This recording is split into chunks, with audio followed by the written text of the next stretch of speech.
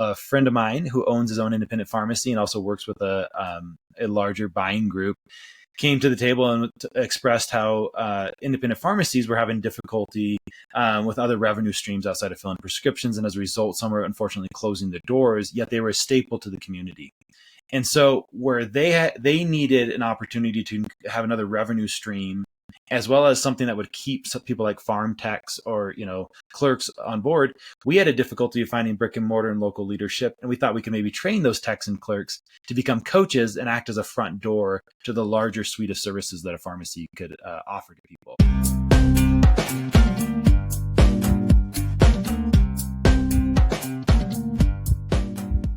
Welcome to Beyond the Scale. I'm your host, Bradley Davey. This podcast exists to educate and empower the next generation of healthcare providers.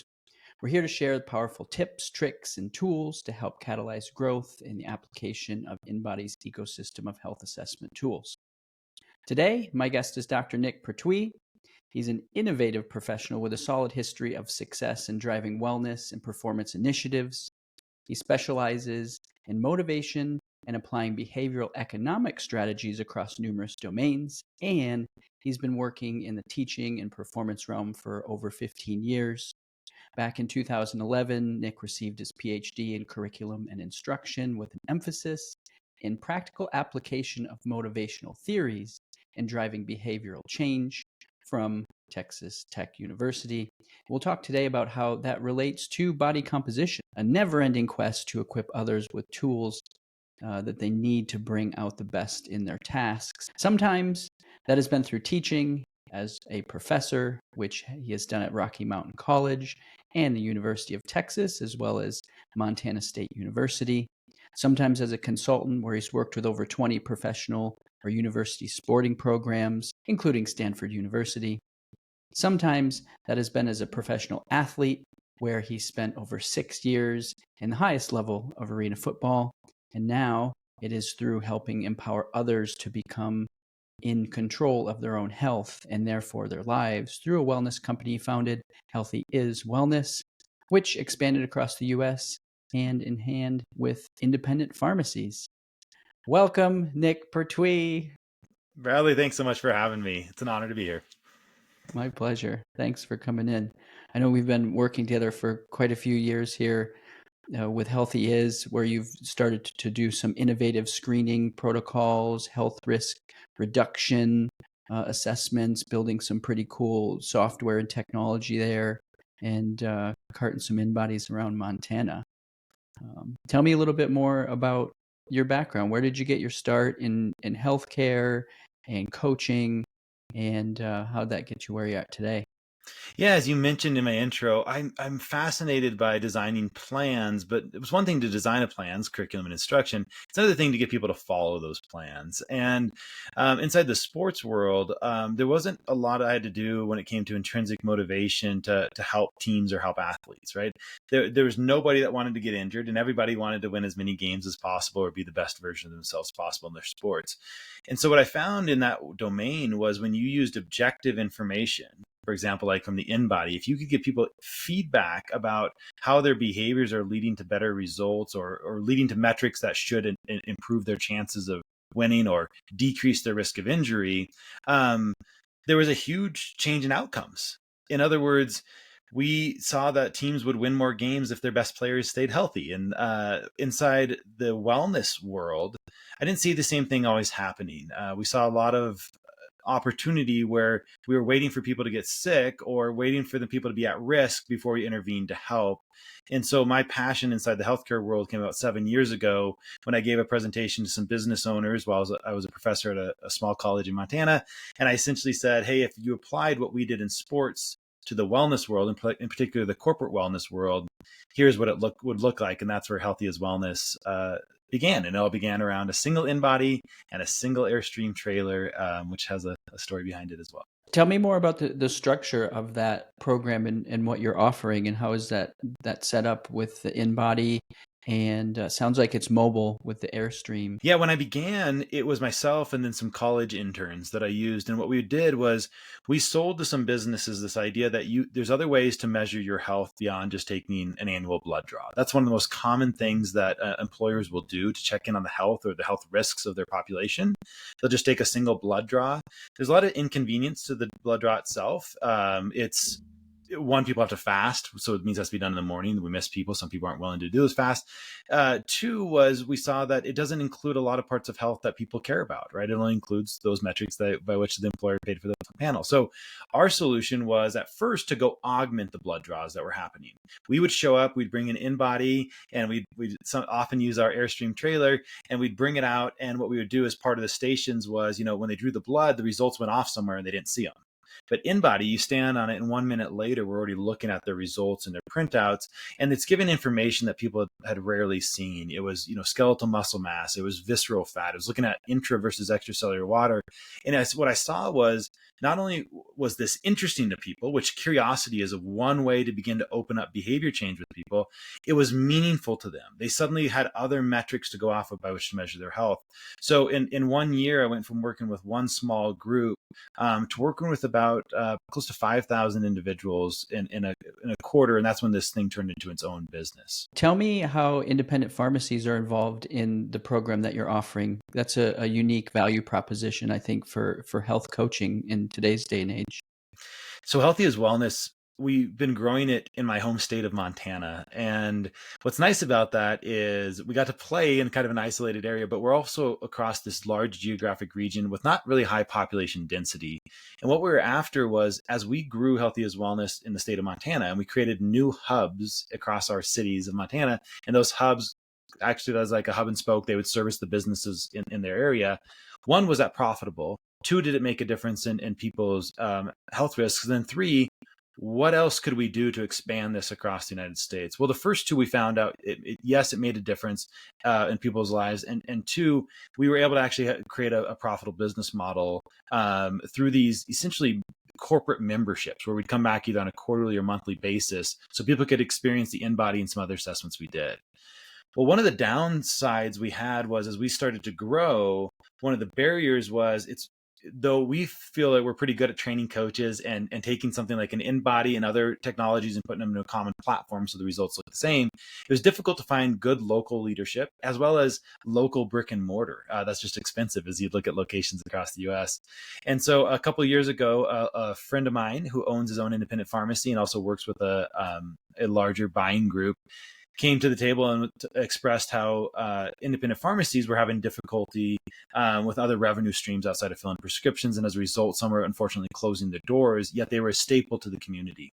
And so where they needed an opportunity to have another revenue stream, as well as something that would keep some people like farm techs or clerks on board, we had a difficulty of finding brick and mortar and local leadership. And we thought we could maybe train those techs and clerks to become coaches and act as a front door to the larger suite of services that a pharmacy could offer to people. So we've just started to roll that out. We put all the plans legally into place last year, and we are onboarding our first half dozen independent pharmacies over the next 2 months, where they will be taking our business model, our platform, where the InBody is the staple, the thing that sits in the middle of that, as a direct-to-consumer service, as well as something that allows us to be able to still service the businesses in every community that we walk into. Take me through a consultation with an InBody. When you bring somebody to it, they do the test and the results come out. What does that sound like for you in your program? Well, as I mentioned earlier, the immediacy of the results, the fact that somebody stands on this thing in 60 seconds, that out the gate is something that you just see people have not experienced much. And if they have experienced something like the InBody before, they're excited that they get to step on a machine like this again. That's going to give them a lot of valuable information. So for us, the service is anywhere from 15 to at most 30 minutes long. It depends on the suite of services somebody buys. But they come in, we check them in, we greet them, we talk to them about their goals. What is it that they're working on right now or they want to accomplish? And then if they've never experienced the InBody before, we explain some of the measurements they're going to get out of the InBody. The order that we often go in is we talk about their weight, and right below their weight, right, almost on most machines, it talks about something like skeletal muscle mass. That out the gate is something that a lot of people have never thought about because they didn't know they could measure. Like if my weight goes up or down, is it coming from muscle or fat? Is not an option that the everyday person is thinking about. They're just thinking about their weight as a metric. And so that we find, again, is something that people are curious about, as well as something that it gives them hope. A lot of people that have been told they need to lose weight, but maybe that's a difficult thing, they had no idea that actually their muscle mass might be 40% of their entire body. And so we use the muscle mass, and then we look at the lean mass breakdown of every limb, because we want to talk to them about, is there enough lean mass in every single limb? And again, by starting with muscle and lean mass, the conversation has already shifted away from those metrics, those biometrics that people are so used to looking at: my weight, my body fat percent, however that's measured. So we start with muscle and lean mass. We then look at the body fat piece. And in particular, we focus and hone in on visceral fat. And again, a lot of people have never had visceral fat measured or know the difference between visceral and subcutaneous fat. And then we end with talking about water and how your body regulates water, how much is intra versus extracellular water, why there might be a spike of extracellular water in a limb. And what we do is that little sandwich approach of looking at lean mass, then body fat mass, and then water. It allows a conversation where they begin to, one, understand their body in a different light, and two, what we're interested in with them is not only where are you currently at, but as we tell everybody, what's the trajectory of these numbers? It's fine to get a one-time test, but really the power, I believe, in the InBody and the power in a membership-based service is what's the trajectory if you change behaviors, or you don't change any behaviors? What's going on with these measurements that we're looking at with one another? How frequently are you testing people that are in your program? Yeah, I would say the most common model we have is a monthly service. And we try to get people on the InBody at least once a month. But what we've seen as we've charted this is if people participate anywhere from once a month to once a quarter, we see the greatest results, the greatest change in outcomes. Those outcomes could be anything from they achieved their goal to a reduction in claims on some groups that measure them to reduction in, say, absenteeism. But by offering the service on a monthly basis, we've seen that especially through the employer channel, we engage with a larger percent of the population. 60 to 70% is usually the average that we see with the groups that we work with. Because by coming back monthly, if they miss one, they can come back and see us again. And then two, as we've stepped into direct to consumer, by having a monthly service and having people check back in on a monthly basis, a month is a good chunk of time to try something new, whether that might be intermittent fasting or taking something out of their diet or a new exercise program or something to reduce their stress. And then we use the InBody as one of the metrics to say, did it make the differences you wanted on this? And again, monthly seems to be something that helps with people's confidence to say, this is working for me, I should continue it.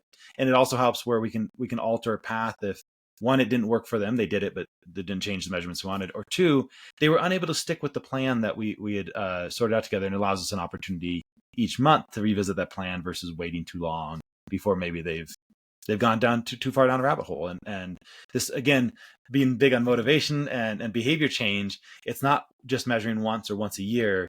The measurements coming frequently is one of the methodologies we use to help empower people to feel more in control of their health. So you're coming in and testing monthly, and how are you coaching them along the way intermittently? So we have 4 different service lines, and our main one, the main one that shows up no matter whether we're selling this to a business or an individual, the one that we offer every single month is an InBody plus a grip strength test.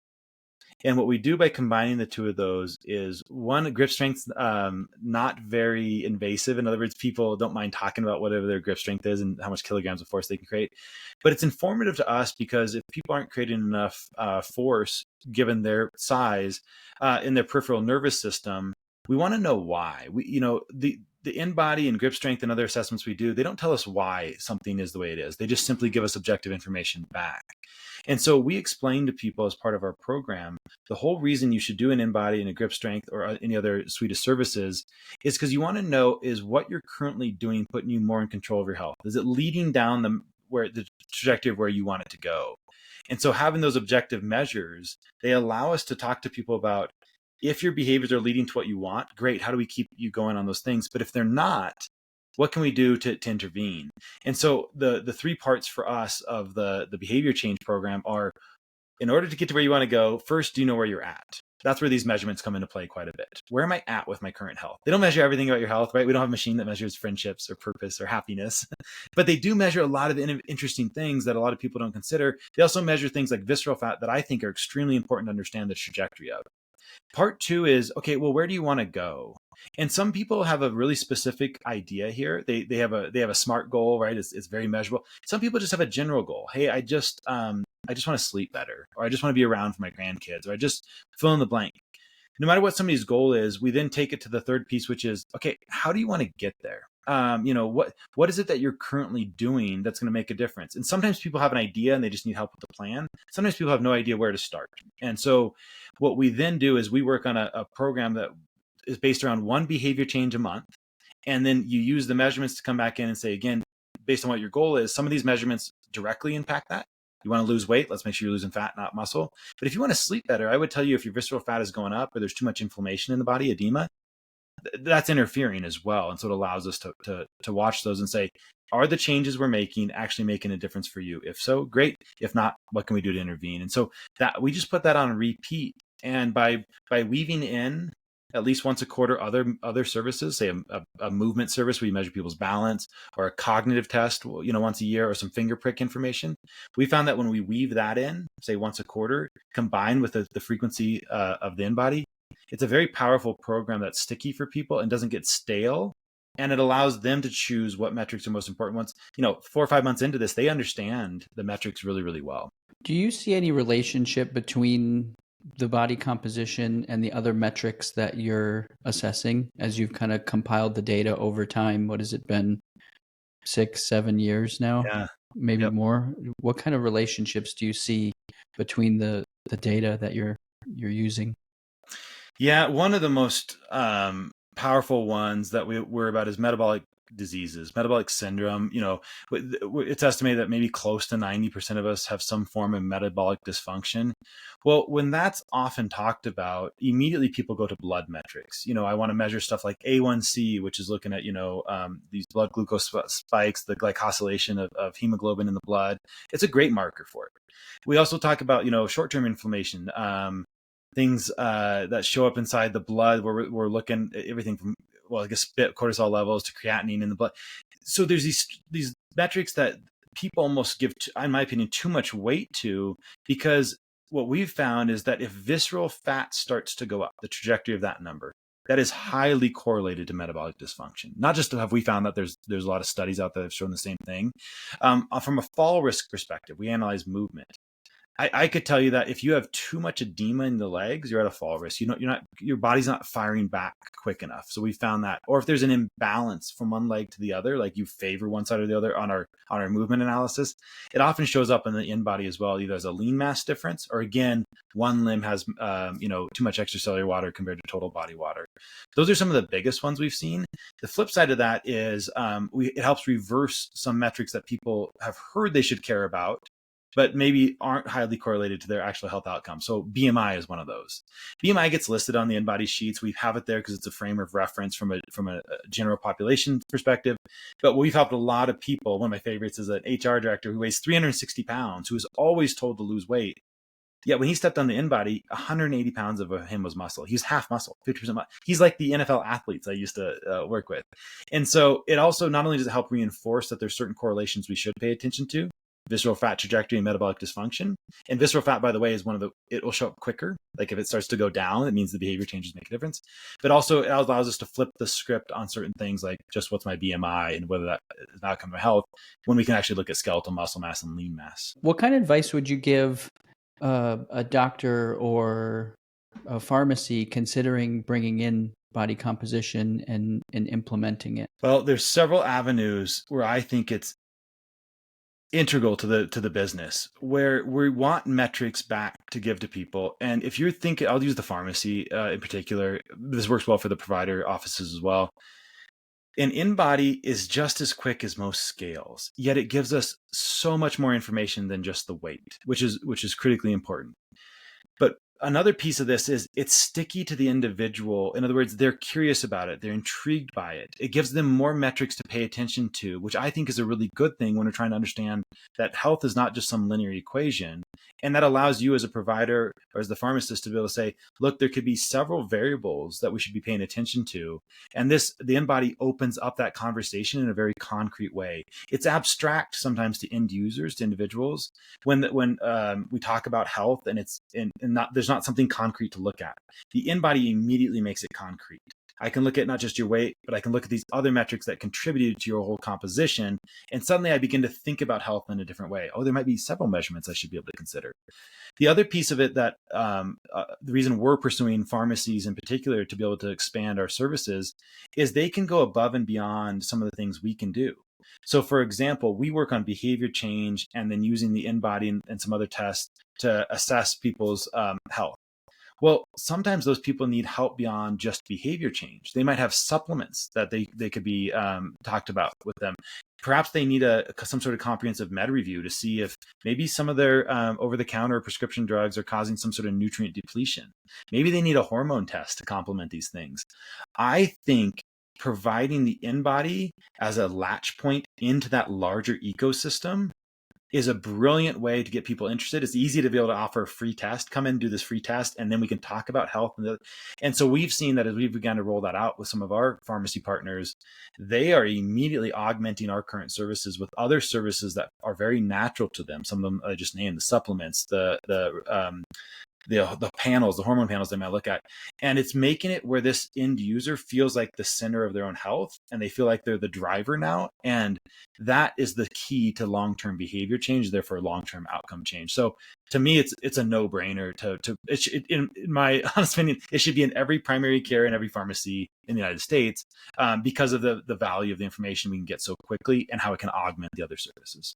A lot of people look for a direct return on investment in having the body composition analyzer, but it sounds like the way you've been using it and the way that it could work in a pharmacy too is a very indirect one that helps to build relationships with people that get them in the place to join a program or use a supplement or different assessment. Would you agree with that? I would say yes, and it itself is a revenue stream. Even offering a free first test on that is a simple thing for us to do. Or when we go to sell to a business and we're at a quarter of the price of their normal blood draw because we're bringing the InBody, that's still making money directly for us as well. And so down to the point of where healthy is wellness, it leverages the InBody as part of our system that we put together of our suite of assessments. And there's enough revenue directly from what the memberships we sell, direct to consumer memberships, as well as the memberships to the employers. You can still also do one-off tests that even if when you offer one free test and then you start charging for the subsequent ones, there's direct margin within those, just doing those assessments. And they can be done quickly. When we just do the InBody and grip and coaching, we're doing 15-minute sessions with people and they feel that's still enough time for them to feel heard and talk to. Sometimes we open up as much as 30-minute sessions. So I would say there's a return on investment directly with the machine. But then on top of that, again, this is where I think pharmacies are a great place for this and provider networks. The ability to have other revenue sources that come after that, it's tremendous within those channels. So I'm a pharmacist and I own my own pharmacy, and I heard about your program and I want to learn more about it. Tell me, what does your program include for the pharmacy when they get started? How are you there to support them? Great question. So we provide not only the machines, so we have the InBody, we have grip strength, we also have a movement program where we use a force plate. We have some finger prick machines, as well as we have a thing that does a digital cognitive test, looks at brain health. So if a group doesn't have any of those assessments, we package them together and bring them to the table, and they can lease them from us at a very low rate as compared to trying to get them all pieced together. If they already have some of the pieces of equipment, great. That just takes away from the upfront cost of the equipment we have. The value prop we have above and beyond just the machines themselves is all these different assessments have different outputs. And so we take all those outputs and we put them into a common red, yellow, green risk thresholds that we have as both a printed booklet as well as a digital platform. We have an app that we can license over for people to use. That app's great because not only can they track their information above and beyond the InBody, they can also, we use it as a scheduling system. So it makes it real easy for people to schedule appointments. The other thing we do is we then use the same booklets that we have for the end users to train coaches. So one of the biggest barriers that we've seen to groups getting started with, say, even just purchasing an InBody, bringing it in-house and let's get going on it, is how do I coach coach on this thing? What's the coaching program around it? So we are able to help jumpstart that and then do that continuing education. We do that virtually. It's a simple program where we can support people. And what we try to do with that is we take the barrier away of people having to have really specific backgrounds to be able to facilitate the coaching around, say, the InBody. And we make it where the script is literally the booklets that they're handing to the end users, so both feel empowered. So we like to be able to bring all this platform to the table. And then on top of that, if groups are interested in selling directly to employers, and employers are a great channel. One, again, the pharmacy can bring other services to the employer beyond the screening. They could bring vaccinations to them.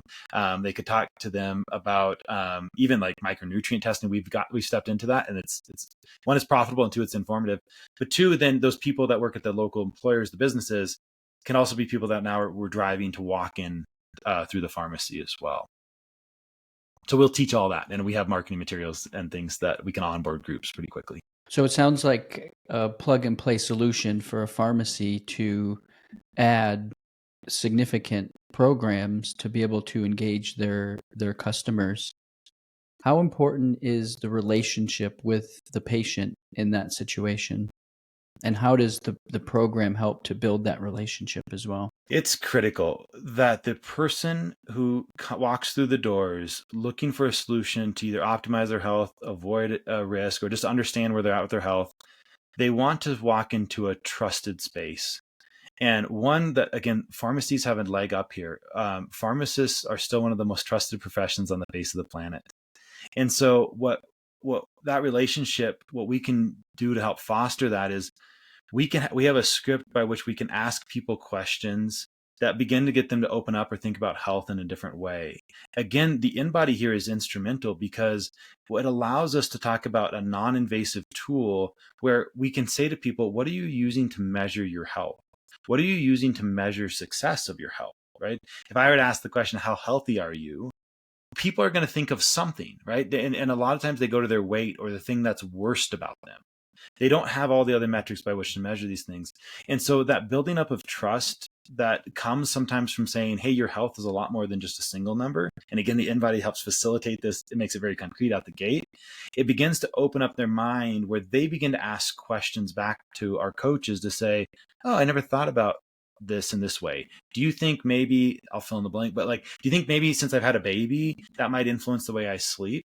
And it just, what that means is they're beginning to open up a conversation of, and that trusted relationship is critical to make anything change because ultimately that's what we all want. We want to feel heard. We want people to recognize that perhaps we have certain barriers that are stopping us that are very real barriers. And then we want help building our confidence that we can take the steps to actually overcome the things standing in our way of our health. So again, I think that's again a spot where there's a leg up with providers and pharmacists where they already have the trust, kind of ingrained there. We add to that with a script that we think can help facilitate that conversation when somebody walks in the doors. What kind of strategies from like a behavioral perspective for the pharmacist and the team inside the pharmacy do you recommend or you help them to build that value with the patient? Where are the opportunities for somebody to join a program or start a conversation about somebody joining a program or getting assessments done? Again, for me, this comes back to it's called something called prospect theory that won a Nobel Prize in behavioral economics, which is the risk of taking a step away from where we're currently at. It drastically outweighs the benefits. In other words, often I see in the health world this well-intended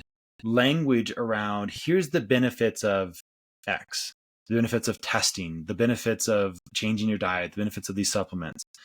What we fail to acknowledge and help people therefore take the step from where they're currently at to maybe a step down the road towards something that's better for them in the long term, even based on their own goals, is what's the risk? What do they have to give up?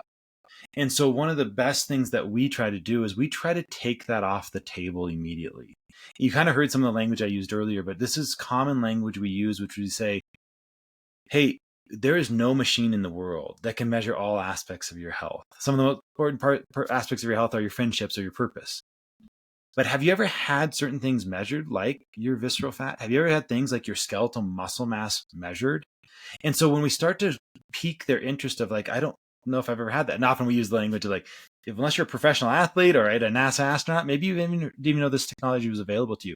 What that's actually doing is it's taking away. It's not trying to sell the benefits out the gate. It's trying to to mitigate like the risk I have of taking a step away.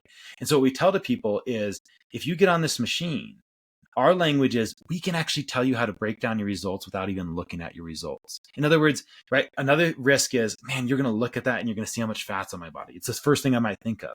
But if we tell the end user, hey, I'm going to teach you how to break down these results. I'm going to tell you, you're going to become the expert in understanding how this works. And that's, again, another aspect of our program, is this how you approach it. What we find is 90+% of the people, but just by using that language, we've taken away some of the fear and risk. They flip the sheet over for us, right? We hand it to them face down, they flip it over and go, no, just break it down for me.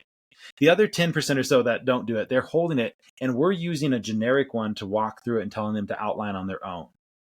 I would say close to 80% of them before the end of that first session have flipped that sheet around. And the reason, what we're just trying to do is we're just trying to take off the plate that we think you're defined by a machine, or that anybody even has to see your results. What if we just put it all in your hands and we're going to empower you to be the expert in understanding this?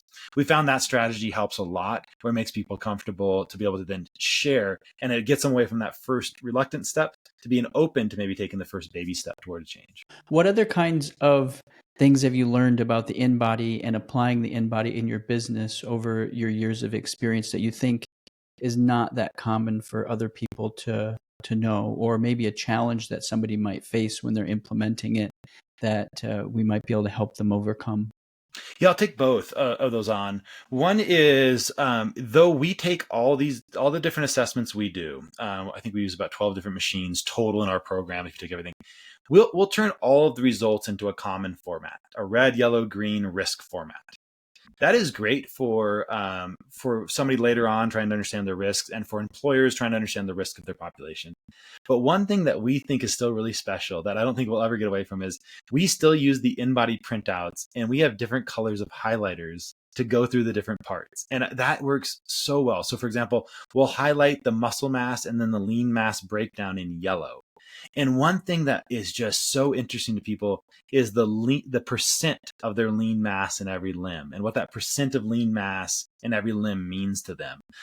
People light up, or even if they're low on those things, it's so interesting to them, and it seems to be not threatening. Where I think that's an aspect that if people bring the InBody in, don't get away from actually writing on that sheet. People really like writing it. So we'll do yellow for the lean mass and muscle. We'll take out a green highlighter for the body fat, visceral fat, and where the body fat's located. And then we'll take out a blue highlighter, go figure, right, for the water, total body water and intra-extracellular water, and how extracellular water spikes in a limb might actually be contributing to lean mass. It's fascinating to use that. And again, 3-4 times in, people, they like the predictability of that same strategy we always use to go through it. So we've found our own unique flow through the InBody that I think works really, really well. And then one of the barriers that I see to people implementing the InBody well is they have to be able to explain natural fluctuations in numbers. And so one thing that I would say is critically important is, if this goes into a gym or this goes into a pharmacy, you got to be able to explain fluctuations of 2 to 3 pounds, of 5 square centimeters of visceral fat, if you say you have the 770 or something like that. And one of the ways we've found that to work really well is to say, we start with, okay, you see how it gave us your weight? And then we'll always say to people, you know how your weight fluctuates throughout the day? We'll always get a nod. Yep, we'll say, so does every single metric on here. And one of the reasons we want you to test frequently, one of the reasons we want you to come back on a monthly basis, or at least a quarterly basis, is we want to know, was it just a natural fluctuation up or down? Or are you truly hovering around a new number or not? And we'll only know that with small changes the more that we actually come in and test. So I would highly recommend, I just saw this sometimes with gyms where somebody's percent body fat will go up 1%, even though they've been working out quite a bit. Well, it might have been that, right? Lucky females have more hormonal changes than male do in a single month. When did I catch the person? Did I catch them just after working out or just before? So just understanding the things that can influence the fluctuations of numbers does nothing to negate the validity of it. It's one of those valid instrument tools we have to look at body composition on the face of the planet. It's just being able to understand the coaching that goes around it, I think, is critical if somebody brings this in. Okay. Well, thank you, Nich, for spending so much time with me here today and sharing your wisdom with your experience with the InBody.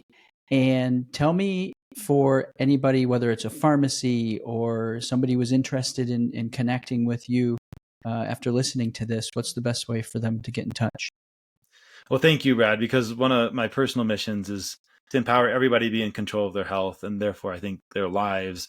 And I believe I would love to be helpful to anybody thinking about bringing an InBody in or wanting to figure out how to use it inside their flow of their pharmacy or their wherever else they're using it. I'm always open to conversation around that, independent of whether they want to work with Healthy as Wellness or not. So the easiest way to get a hold of me would be Nich, Nich, at healthyaswellness.com. We also have a website, healthyaswellness.com, that tells a little bit more about our entire program. And then we have healthyaswellness.com/licensing, where if it's interesting enough that somebody wanted to talk about how we use the InBody inside of a pharmacy license in particular, I would love to have that conversation. Again, independent of whether that turns into a license from us or not. I love the idea that we're getting out there. And one of the ways that we'll actually begin to change the trajectory of some of the health outcomes that we're all trying to change is grassroots up. So the more groups that are out there thinking like-minded about health in a dynamic manner and utilizing tools like the InBody, I absolutely want to be of help to that. And if it fits where we could be a platform for them to bring in with this, would be thrilled to talk about that as well. Thank you, Nich. Appreciate you. Hope you have a great day. Thanks, Brad. Grateful for you and grateful for this opportunity. Have a great day too.